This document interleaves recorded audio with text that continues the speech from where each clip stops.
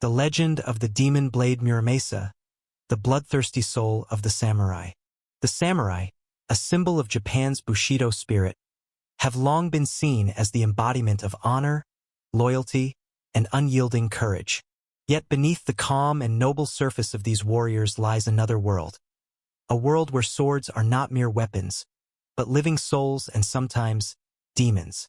Among the countless masterpieces of Japanese swordsmithing, one name continues to send shivers down the spine of history: Muramasa, a genius swordsmith said to have been possessed by demons themselves. According to legend, every blade forged by Muramasa carries within it his madness and thirst for blood.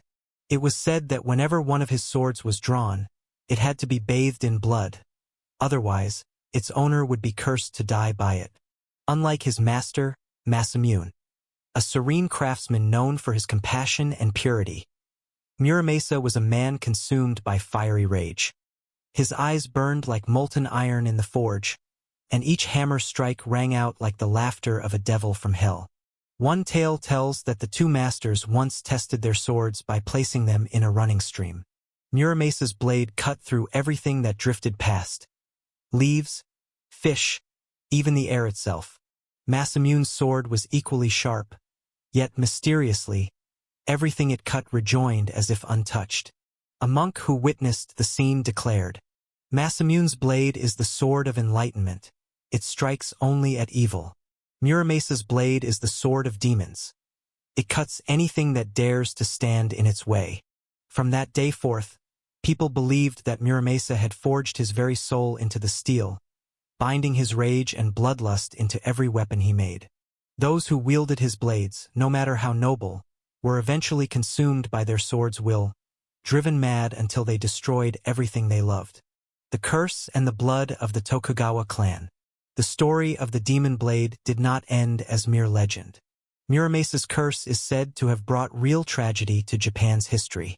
The most infamous wielders of his blades were none other than the Tokugawa clan, rulers of Japan during the Edo period. Yet, ironically, every generation of the Tokugawa paid the price in blood. Lord Kiyoyasu Tokugawa was betrayed and killed by his own retainer with a Muramasa sword. His son, Hirotada, met the same fate, slain by a drunken servant wielding another of Muramasa's blades. Even Shogun Tokugawa Ieyasu, the unifier of Japan, was wounded as a child by one of these cursed swords and later lost his wife and son to it.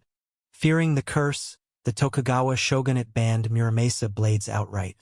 Anyone caught possessing one faced execution or was forced to commit seppuku, ritual suicide, to atone. Hundreds of Muramasa swords were melted down and erased from records. But people whispered that no fire could ever burn away the soul of a demon. When legend becomes art.